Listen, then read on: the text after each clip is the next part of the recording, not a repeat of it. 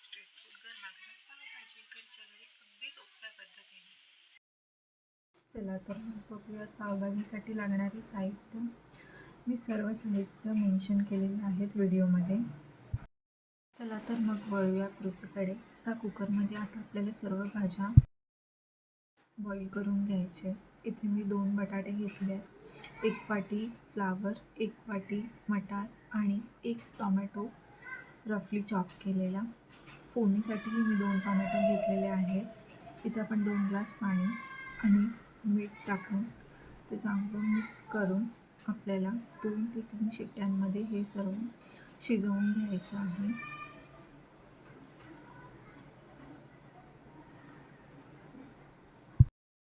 आता आपण फोडणीसाठी एका पातेल्यात 2 ते 3 चमचे तेल, फोडणीसाठी जिरे, हिरवी मिरची बारीक कापून घेतली आहे ते मिक्स करायचे. त्यानंतर त्यामध्ये हिंग आणि आता 2 मध्यम आकाराचे बारीक चिरलेले कांदे हे आपल्याला सगळं मिक्स करायचं आहे. चांगलं परतवून घेतल्यानंतर आपण त्यामध्ये कांदा लवकर शिजण्यासाठी अर्धा चमचा मीठ टाकणार आहोत. तेही चांगलं परतून घ्यायचं आहे. कांदा असा ट्रान्सपरंट होईपर्यंत शिजवायचा आहे. आता आपण त्यामध्ये 2 ते 3 चमचे आलं लसूण पेस्ट. आता आपल्याला आलं लसूण पेस्ट 30 सेकंद परतून घ्यायची आहे. त्यानंतर आपण त्यामध्ये 2 बारीक चिरलेली शिमला मिरची टाकणार आहोत आणि तेही छानपैकी परतवून घ्यायचे. नंतर आपण टाकणार आहोत 2 बारीक चिरलेले टोमॅटो आणि हे दोन्हीही परतून घ्यायचे आहे छानपैकी. आणि आता आपण त्यावरती झाकण ठेवून 5 मिनिटे वाफेवर शिजू देणार आहोत.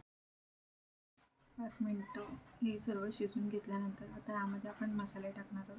हळद 1 चमचा, 2 चमचे आगरी मसाला, तुम्ही जो मसाला खात असाल तो टाकू शकता, 1 ते 1.5 चमचा धने पावडर आणि एव्हरेस्टचा पावभाजी मसाला टाकणार आहोत. आता ह्याही सर्व मसाले छानपैकी मिक्स करून घेणार आहोत.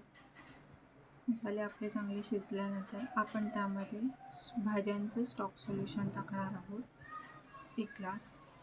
बघा आपला मसाला चांगला शिजल्यानंतर आपण त्यामध्ये मॅश केलेल्या भाज्या टाकून ते छानपैकी परतवून घेणार आहोत. 1 उकळी आल्यानंतर त्यामध्ये मी बटर टाकते. बटर शेवटी बारीक चिरलेली कोथिंबीर टाकत आहे. झाली आपली गरमागरम पावभाजी तयार.